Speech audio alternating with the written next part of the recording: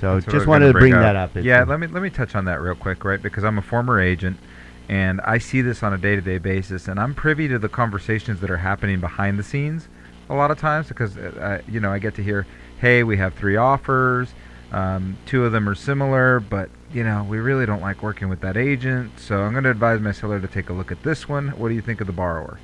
And ultimately, those conversations are happening behind the scenes. So you do have to look into the agent a little bit further than just walking into an open house. Now, you may get lucky and meet an amazing agent at an open house. It could happen.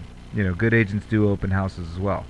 But tell us a little bit about that person that's doing the walking into open houses and meeting an agent. What's flawed with that system, Paul? Well, you have no idea, the skills or experience of that agent. That agent could be their first day in the business. You don't know. Oftentimes, the seasoned agents don't do the open houses themselves, so they'll have, new agents do those open houses. Now, what about the myth that they're going to get a better deal or that they're going to have a better chance at getting that home if they use that agent? That's really not true. I mean, it's a myth, but you still have to compete. You have to have a competitive offer. You have to be qualified, and you're going to compete on an equal basis with any other offer that comes in. Let me hit the main thing on that, Paul, because basically what's funny is you think when the listing agent or the agent that's on the open house says you can get a better deal by going directly through me because I'm on both sides. But who are they supposed to be representing? Well, they're supposed to be representing the seller, right. And also if you have a different agent doing the open house, it's not double lending. It's 2 separate individuals. They're not, there's no advantage whatsoever. It's no different than XYZ company bringing the offer in. Well, and if there's any issues that come up on a transaction, that never happens in real estate, of course. In fact, that's what the main goal of why you need to work with a true professional is to protect you and look out for you. And they know, Paul, you've been in the business a long time. You know those pitfalls to look into.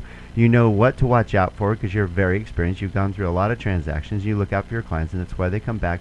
Whereas if you're going directly to the listing agent, well, again, they're protecting the seller. So how motivated are they going to be to protecting you as the buyer? No, you need your own representation as far as I'm concerned. Yes, I agree. You're going to have much stronger representation if you have your own agent instead of going straight to the listing agent. Okay, but does the buyer pay that agent?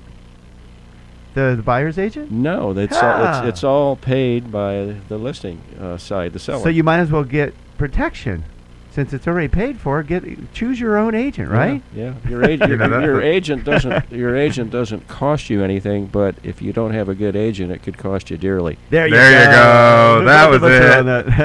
I couldn't have said it any better. That was what we were looking for, because that's the reality that we've seen multiple times. And I don't want to say that it's commission motivated, but when the listing agent is handling both sides, they have a lot of money at risk in the one transaction, and they don't want to afford to lose that buyer because now they've got twice as much at play in one transaction as they normally would. Point. So, and it's quite possible that there's $25,000 at stake, and so when the buyer says, well, I don't like, this thing that came up in the inspection, they say, well, that's fine. You'll be okay. You should be able to fix that easily, instead of saying, well, you know what? Let's get that examined a little further.